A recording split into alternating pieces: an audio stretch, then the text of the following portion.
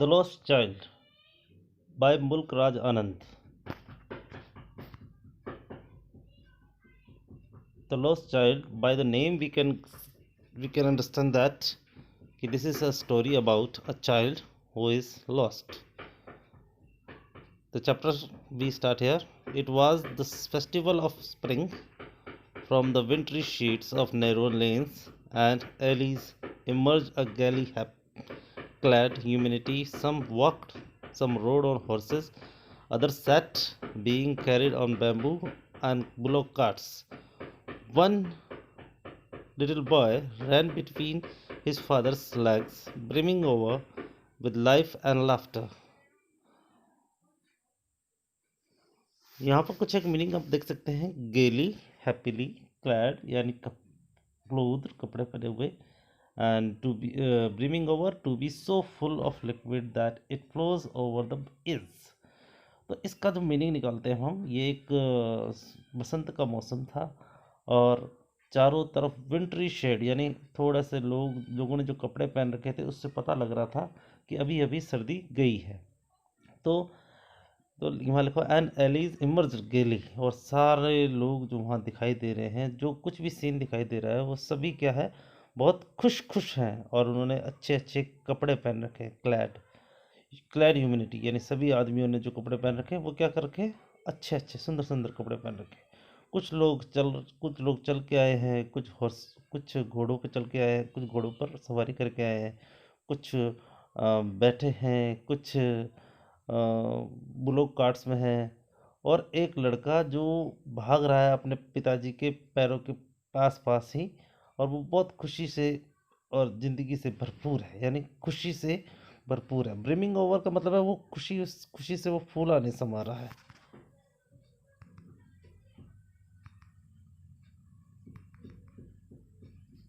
और उसके पिताजी उससे कह रहे हैं, come child come, called his parents as he lagged behind, fascinated the by the toys in the shops that line the way.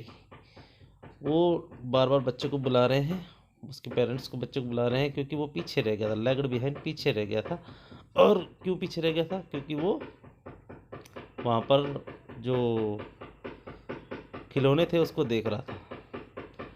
He hurried towards his parents, his feet obedient to their call, his eyes still lingering on the receding toys as he came to where they had stopped to wait for him. He could not suppress the desire of his heart, even though he well knew the old cold stare of refusal in their eyes. क्या हुआ है यहाँ पर कि वो फटाफट अपने parents की तरफ बढ़ता है. उसके पिताजी की आवाज़ की वो क्या बात मान रहा था, लेकिन उसकी आंखें अभी भी इधर उधर घूम रही थी, इधर उधर देख रही थी, और उसका ध्यान अधिकतर कहाँ था, खिलौने में था. और जैसे कि वो वहाँ आया था, वहाँ वो थोड़ी देर इंतज़ार किया उसके मम्मी पापा ने, उस लड़के के मम्मी पापा ने उसके लिए, और वो अपनी जो भी इच्छा थी उसको रोक नहीं पाए.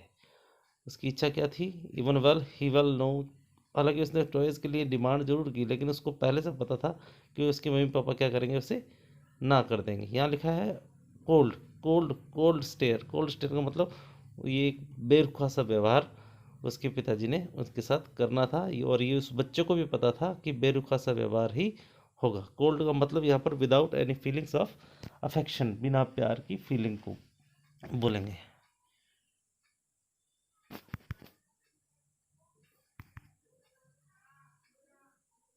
I want that toy, he pleaded.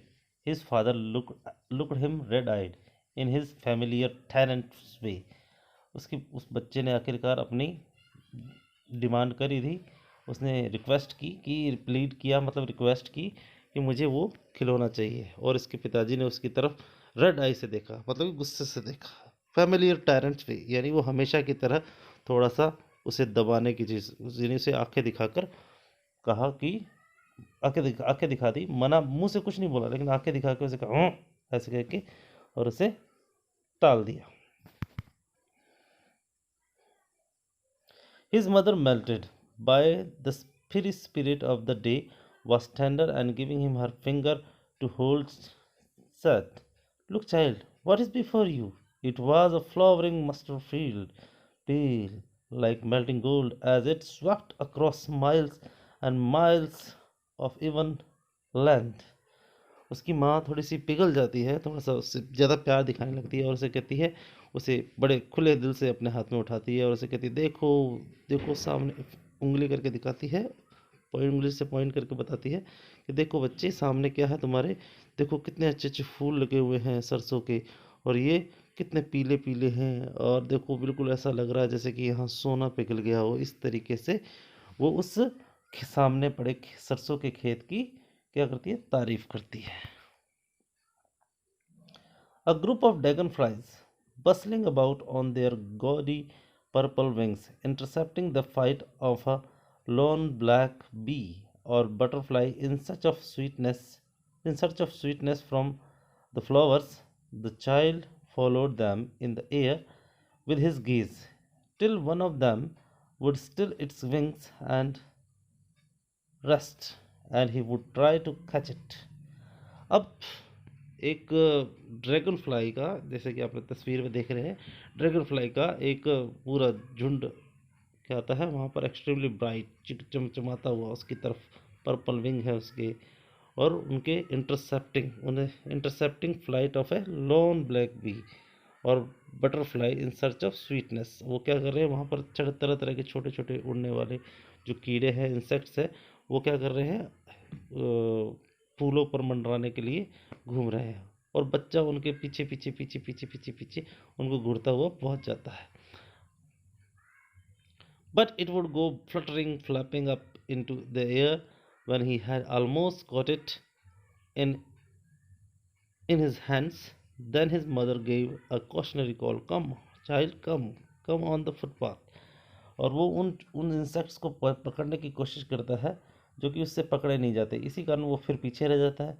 पीछे रह जाता है, उसकी उसकी माँ एक कॉशनरी कॉल देती है, यानी इसे चेतावनी भरी करती, आओ बच्चे इधर आओ, फुटपाथ पे चलो, इधर खेतों में जाने की ज़रूरत नहीं है, या अपने फुटपाथ से कहीं नीचे उतरने की आवश्यकता नहीं है, नहीं तो हो सकता है कि तुम कहीं हमसे छूट ना जाओ। He ran towards his parents gaily and walked abreast of them for a while, being, however, soon left behind, attracted by little insects and worms along the path that were teeming out from their hiding places to enjoy the sunshine. वो लड़का फटाफट आगे की तरफ भाग के आता है। अब्रेस्ट मतलब side by side, facing the same way, उसी रास्ते की तरफ आगे की तरफ भाग आता है, और तुरंत ही वो जो चीज़ें थी, जो इंसेक्ट्स वगैरह थे, उनको पीछे छोड़ देता है और वापस कहाँ आ जाता है, फुटपाथ पे आ जाता है। और वो जो कीड़े टीमिंग आउट का मतलब वो उन जो कीड़े मकोड़े जो निकल के बाहर आ रहे थे, उनको अपने हाइडिंग प्लेसेस से, और क्यों आए थे वो कीड़े मकोड़े बाहर क्यों आते हैं, सनशाइन को एंजॉय करने के लिए।